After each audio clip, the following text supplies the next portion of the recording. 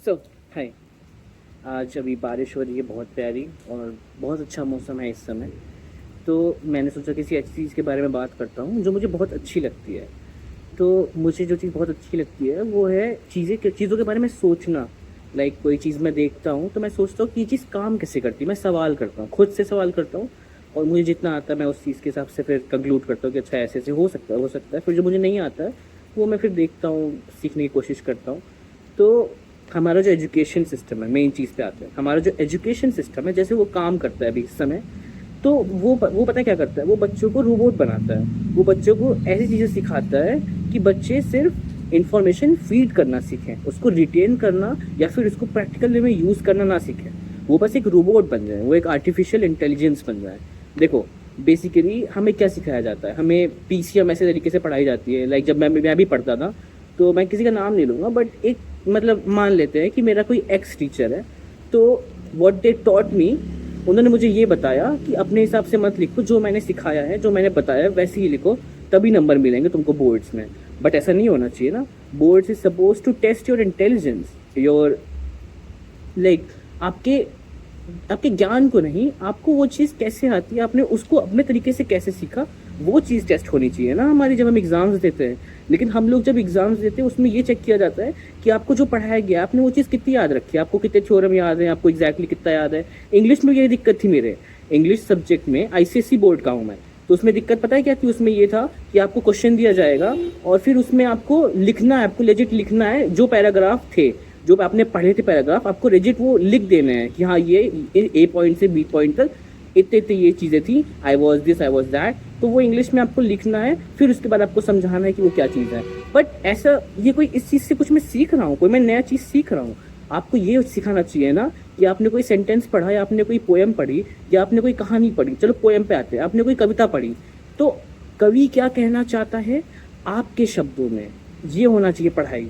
कि आपने जो चीज़ वो पढ़ी, बच्चों आप क्लास में 50 बच्चे हैं तो 50 नए पर्सपेक्टिव होंगे, 50 नए तरीके होंगे उस चीज़ को बताने के। कवि ने जो बताया है, और अगर कभी कवि ने फिर एक्सप्लेन नहीं किया है तो क्या पता उसकी मीनिंग ही बिल्कुल ही अलग हो, राइट।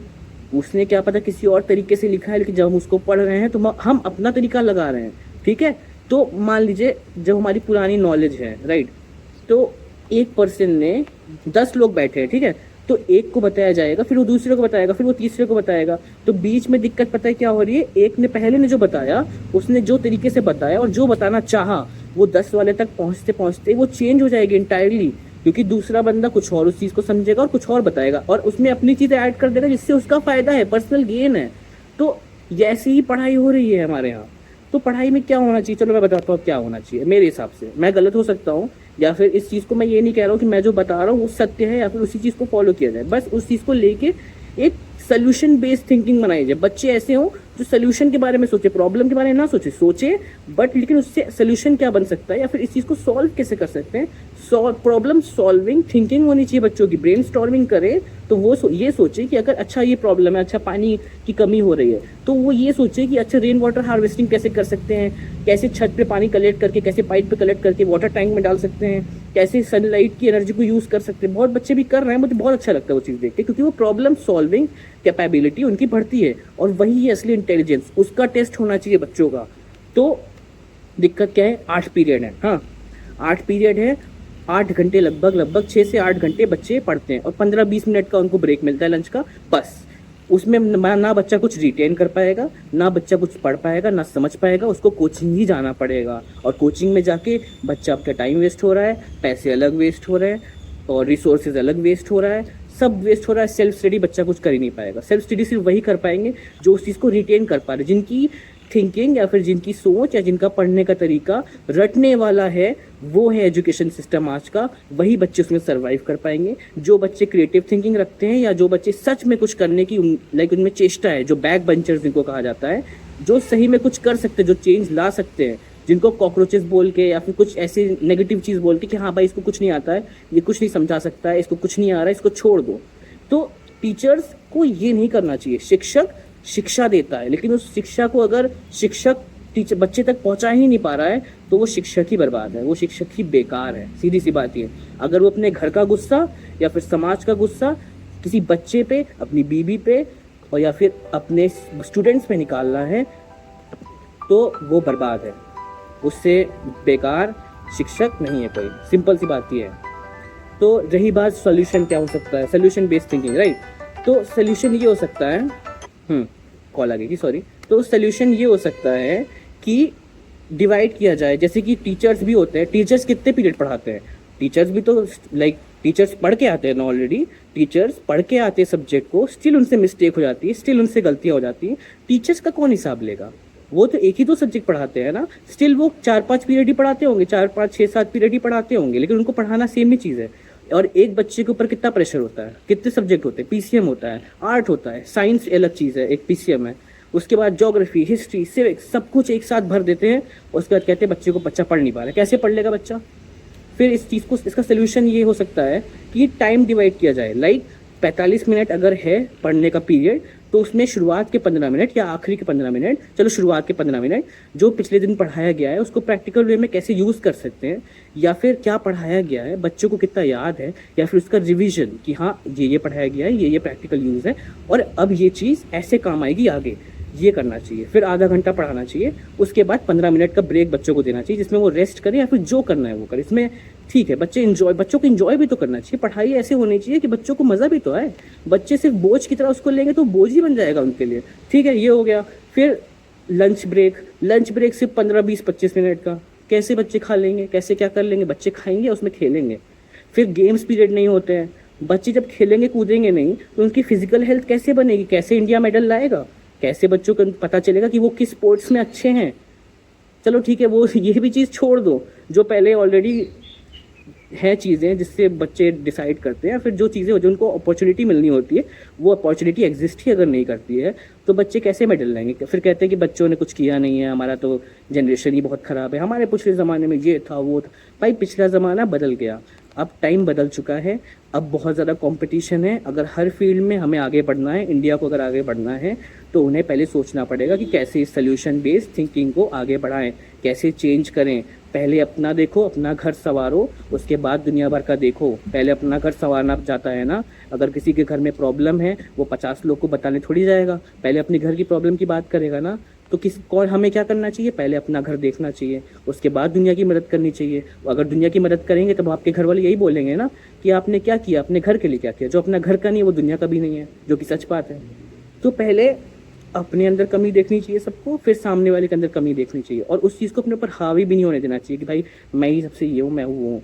गलती कमी क्या है? लोग ये सोचते हैं कि मैं ही सबसे बड़ा ज्ञानी हूँ, बाकी सब गधे हैं। और दूसरी चीज़ ये होती है, कुछ लोग सोचते हैं मैं ही सबसे बड़ा गधा हूँ और बाकी सब ज्ञानी है। ये दोनों चीज़ें नहीं करनी, इसके बीच में एक पतली सी लाइन होती है जहाँ पर आपको चलना है।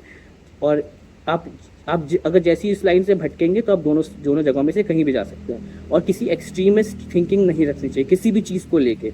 हमेशा एक न्यूट्रल थिंकिंग रखिए और अपने आप को समझिए कि मुझे क्या चाहिए, क्या नहीं चाहिए, कैसे क्या करना है। तभी कुछ आगे हो पाएगा, तभी कुछ सोल्यूशन बेस्ड थिंकिंग आएगी, तभी कुछ बढ़ोतरी होगी आपकी सोच में, विचार में और आपके कर्मों में। वरना कोई मतलब नहीं है। मैं भी ये चीज़ इसलिए बता रहा हूँ क्योंकि मैं अपने आप को देखता हूँ। ओशो जी ने एक चीज़ बताई थी, मुझे एक भैया ने बताया था, मतलब मुझे डायरेक्टली नहीं बताया था, लेकिन मेरे दोस्त को बता रहे थे, तो मेरे दिमाग में रह गई। फिर मैंने उस चीज़ के बारे में अलग से सोचा, तो मुझे एग्जैक्टली शब्द तो याद नहीं है, मैं आसान शब्दों में ही, हमेशा लेमैन टर्म में ही बात करता हूँ। तो उन्होंने ये बताया था कि दुनिया में 3 तरीके के लोग होते हैं। एक वो हैं जो सिर्फ देखते हैं, लाइक सिर्फ देख रहे होते हैं, कुछ उनके अराउंड एक्शन हो रहा होता है, कुछ चीज़, कोई कुछ बोल रहा है, कोई कुछ कर रहा है, वो सिर्फ देखते हैं। दूसरे वो होते हैं जो कुछ करते हैं, और जो लोग देखते हैं वो इनको देखते हैं जो कुछ कर रहे होते हैं। जैसे कि मैं कुछ कर रहा हूँ एंड बहुत लोग हैं जो सिर्फ देखेंगे, इसको इम्प्लीमेंट करने का उनके अंदर चेष्टा ही नहीं आएगी, वो सोचेंगे नहीं चलो इसको इम्प्लीमेंट करके देखते हैं, वो सिर्फ देखेंगे। तो ये दोनों लोग एक दूसरे के अंदर, मतलब एक दूसरे पे बहुत ज़्यादा प्रोपोर्शनल होते हैं, मतलब एक दूसरे के ऊपर ही बस ठीक है, हाँ बस चल रही दुनिया हमारी, अच्छा है, कोई देख रहा है, कोई कुछ कर रहा है, कोई कुछ देख रहा है, कोई कुछ कर रहा है, बस। और तीसरे टाइप के वो लोग होते हैं जो खुद को देखते हैं, जो स्वयं में कमी देखते हैं और अपने आप को देखते हैं कि हाँ अच्छा मेरे से ये गलती हो गई, अब मैं, या फिर मैंने ये चीज़ सही करी, या फिर मैं इसको ऐसे इंप्रूव कर सकता हूँ। और दुनिया में आगे कौन बढ़ता है? वो लोग जो अपने आप को देखते हैं, अपने अंदर की कमी को देख पाते हैं। वो ओवर कॉन्फिडेंट नहीं होते हैं, वो क्योंकि ओवर कॉन्फिडेंट वो हो ही नहीं सकते हैं, क्योंकि उनको पता है कि मैं अपने आप को देख रहा हूँ। वो उनकी क्रिटिकल थिंकिंग ऐसी काम करती है कि हाँ मुझे पता है मैं अपने आप को देख रहा हूँ, तो मैं बहुत ज़्यादा ना आगे जाऊँगा ना बहुत ज़्यादा पीछे जाऊँगा। हाँ वो पीछे जा सकते हैं क्योंकि ये चीज़ थोड़ी सी नेगेटिव हो सकती है, बट इस चीज़ को भी सोल्यूशन बेस्ड बना सकते हैं। जैसे कि मैंने एक चीज़ के बारे में बहुत पहले लिखा था या सोचा था, तो ओवर थिंकिंग की बहुत प्रॉब्लम है आजकल। तो उसको हमारे यूज़ में कैसे ला सकते हैं, उसको डीप थिंकिंग में बना के एक चेंज ला सकते हैं। लाइक ओवर थिंकिंग में क्या होता है, हम एक कोई चीज़ को सोचते हैं और उसके 50 पहलू सोच लेते हैं कि हाँ ये बुरा हो जाएगा, ये बुरा हो जाएगा, ये हो सकता है, वो हो सकता है, वो हो सकता है। लेकिन हमें एक ब्रांच और बनानी है, एक अच्छी ब्रांच की ये अच्छा भी कुछ हो सकता है। तो ये थिंकिंग जब हम शुरू करेंगे तब एक अच्छी ब्रांच बनेगी कि हाँ अच्छा ये अच्छा हो सकता है, ये अच्छा हो सकता है, ये अच्छा हो सकता है। तो ये थिंकिंग जब हम डेवलप करेंगे तब हमें पता चलेगा कि अच्छा ओवर थिंकिंग के भी फ़ायदे हैं अगर हम उस चीज़ को स्लोली प्रोसेस करें और अपने फ़ायदे में सोचें। हम अपॉर्चुनिस्टिक नहीं हैं, हम अच्छा सोच रहे हैं क्योंकि हमारे अंदर क्षमता है बुरा सोचने की। बस यही खेल है पूरा। इसी में उलझ जाते हैं लोग, इसी में मैं भी उलझ चुका हूँ। सबको दिक्कत होती है भाई, सबको सबकी परेशानी है, सबकी सिमिलर परेशानी है, इसीलिए क्योंकि सिमिलर परेशानी है। और हमें कोई भी हमारे बारे में हमसे ज़्यादा नहीं जानता है। हमारे बारे में मैं क्या बताऊँ, हमारे बारे में कौन बता सकता है? क्यों? कौन हाथ दिखा के, रेखाओं से नहीं। ये भी बदल सकती है, हार्ड वर्क करो, कैलकुलस आते हैं, राइट? वो हमारी रेखा, हमारा हार्ड वर्क, हमारी मेहनत, हमारी किस्मत बदल सकता है। हमारे बारे में हमसे ज़्यादा कोई नहीं जान सकता। हमें कोई कुछ नहीं बता सकता कि ये सलूशन है, ये करोगे तो भगवान खुश हो जाएंगे, वो करोगे तो भगवान नाराज़ हो जाएंगे। भाई अगर तुम्हारे अच्छे कर्म हैं, तुम्हें पता है कि तुमने जो किया है किसी के भलाई के लिए किया है, तो भगवान तुमसे हमेशा खुश रहेंगे। और जो भी तुम्हारे साथ चीज़ हो रही है वो हमेशा तुम्हारे अच्छे के लिए ही होगी। उसको वैसे ही लेना शुरू करना चाहिए हमें। तो मेरे साथ भी बहुत दिक्कत है, पर्सनल लाइफ पे क्या आ जाऊँ कभी बाद में बात करूँगा। लेकिन जो भी हुआ मैं खुश हूँ जहाँ मैं आज हूँ। मैं आज बोल पा रहा हूँ, मेरे मुंह में ज़ुबान है, मैं देख पा रहा हूँ, मैं सुन पा रहा हूँ, मैं सूंघ पा रहा हूँ, मैं महसूस कर पा रहा हूँ, मैं टेस्ट कर पा रहा हूँ। बस इससे ज़्यादा क्या चाहिए लाइफ में? बहुत लोगों के पास तो बहुत दिक्कतें हैं, लेकिन क्या वो बैठ जाते हैं उस चीज़ को लेके या फिर उस चीज़ को लेके कुछ कोशिश करते हैं करने की? हमें उनको देखना चाहिए। हम किसको देखते हैं? भाई इसके पास तो ये, इसके पास तो ये गाड़ी है, इसके पास तो ये घर है, क्या मिलेगा? क्या है? घर मिल जाएगा, क्या करोगे? क्या हो जाएगा? मतलब क्या चेंज हो जाएगा? अभी भी घर है ना, अभी भी छत के नीचे बैठे हो, अभी भी खाना पीना खा रहे हो, अभी भी माँ बाप हैं, अभी भी तुम्हारा कोई ख्याल रख रहा है, पैसे मिल रहे हैं इतने कि कुछ चीज़ें मिल पा रही हैं। तो मैं ऐसा सोचता हूँ कि पैसा उतना होना चाहिए कि तुम्हें कोई चीज़ चाहिए तो तुम्हें उसके लिए थोड़ा इंतज़ार करना पड़ रहा है, जिससे तुम उस चीज़ की वैल्यू करो। तुम्हें तुरंत मिल जाएगी तो भाई कोई फ़ायदा नहीं है, तुम्हें उस चीज़ का मज़ा ही नहीं आएगा, तुम उस चीज़ की वैल्यू ही नहीं करोगे। अगर वैल्यू कर पा रहे हो, हाँ भाई ठीक है पैसा कमाओ, उतना नहीं कर पा रहे हो तो मत कमाओ भाई, उतना पैसा उसकी ज़रूरत नहीं है। पैसे ही सब कुछ नहीं होता है। पैसे से चीज़ें मिलती हैं, हाँ उससे वो चीज़ें मिलती है जिससे तुम खुश हो सकते हो, लेकिन पैसा खुशी है नहीं, पैसा खुशी तो नहीं है। खुशी कुछ और चीज़ है जो हमारे अंदर ही है। हमें अपने अंदर ढूंढना चाहिए खुशी। हमें क्या चीज़ पसंद है, हमें क्या चीज़ करना है और हमें क्या चीज़ मिल सकती है उस चीज़ से, ये सोचना है ऐसा। और देखो एक और चीज़ है, जो इनको ओवर थिंकिंग है वो एक चीज़ कर सकते हैं, जर्नलिंग करें। लाइक वो लिखें कि हाँ आज ऐसी ऐसी चीज़ें हैं, मैं इस चीज़ के लिए ग्रेटफुल हूँ। अगर ये नहीं कर पा रहे हो तो गोल्स बनाओ, शॉर्ट टर्म गोल्स बनाओ, लॉन्ग टर्म गोल्स बनाओ। लिख लो कि हाँ मुझे ये काम करना है, मुझे इससे इतना पैसा मिलेगा या फिर मुझे इस चीज़ से इतनी खुशी मिलेगी, उसके बाद मैं ये चीज़ करूँगा, फिर उसके बाद मैं वो चीज़ करूँगा। फिर ये लॉन्ग टर्म गोल्स हो सकते हैं कि हाँ मैंने ये कर लिया तो फिर ये हो जाएगा या फिर वो हो जाएगा। और कुछ अच्छा ही सोचो, लिख रहे हो तो कुछ अच्छा लिखो यार, बुरा तो हर कोई लिखता है। बुरा लिखना है तो उसके लिए नोटपैड है, उसको आर्ट के फॉर्म में बताओ। अपना गुस्सा, अपना दुख, अपनी खुशी एक आर्ट के फॉर्म में, एक क्रिएटिविटी के फॉर्म में लाओगे तो उस चीज़ का हमेशा कुछ अच्छा ही बनेगा। हमेशा जो भी चीज़ है, जो भी फीलिंग है, उसको अपने धर्म और कर्म से कनेक्ट करो और उसको एक अच्छी चीज़ बनाओ। बस यही है सोल्यूशन। तो आज के लिए इतना ही। अच्छा लगा इस चीज़ पर बात करके, क्योंकि मैं सोच रहा हूँ ये चीज़ें भी करूँ थोड़ा। तो एक मेरे दिमाग में आइडिया है, लाइक फार्मर्स के लिए, लाइक जो उनको फार्मर्स को सेल्फ सस्टेन बनाने के लिए मैंने एक दो जगह अप्लाई किया है इस आइडिया को पुश करने के लिए। लेकिन हो ना हो मुझे इस चीज़ से फ़र्क नहीं पड़ता है। लेकिन मैं ये सोच रहा हूँ कि अब मैं इस चीज़ पर वीडियो बनाना शुरू करूँ। लाइक मेरे दिमाग में आइडिया है कि कैसे रेन वाटर हार्वेस्टिंग कर सकते हैं, कैसे सोलर एनर्जी को अच्छे से यूज़ कर सकते हैं, कैसे स्टोर करना है उस पानी को, कैसे क्या करना है। और मैं हर चीज़ को एज अ स्टेप वाइज बताऊँगा और उस चीज़ को सिखाऊंगा कि अगर आपके पास पैसा बिल्कुल भी नहीं है तो आप कैसे शुरू कर सकते हैं फार्मिंग, या फिर आप कैसे शुरू कर सकते हैं उस चीज़ को, उस काम को कैसे शुरू कर सकते हैं जिससे आप उस चीज़ से अर्निंग भी शुरू करो कुछ टाइम बाद। तो इस चीज़ पे मैं अगले वीडियो से बात करना शुरू करूँगा, एक छोटा सा वो बना दूँगा। तो अगर जिनको देखना है तो वो उस चीज़ को शेयर कर सकते हैं या फिर लाइक कर सकते हैं, जो भी चीज़ करना है करो, तुम लोग देख लो अपने हिसाब से। बस जिसको ज़रूरत है उस तक ये बात पहुंच जानी चाहिए, बाकी मुझे कुछ नहीं चाहिए। बाकी ना सब्सक्राइबर की मुझे वो है चेष्टा, ना मुझे लाइक्स है, ना मुझे कोई इस चीज़ की इच्छा है ही नहीं। बेसिकली सच बताऊँ तो बिल्कुल दिल से बता रहा हूँ। लेकिन बस मैं यही चाहता हूँ अगर किसी का कुछ भला हो रहा है इस चीज़ से तो भाई मुझे उससे ही खुशी मिल जाएगी बस। Okay, thank you, bye. बारिश एंजॉय करो।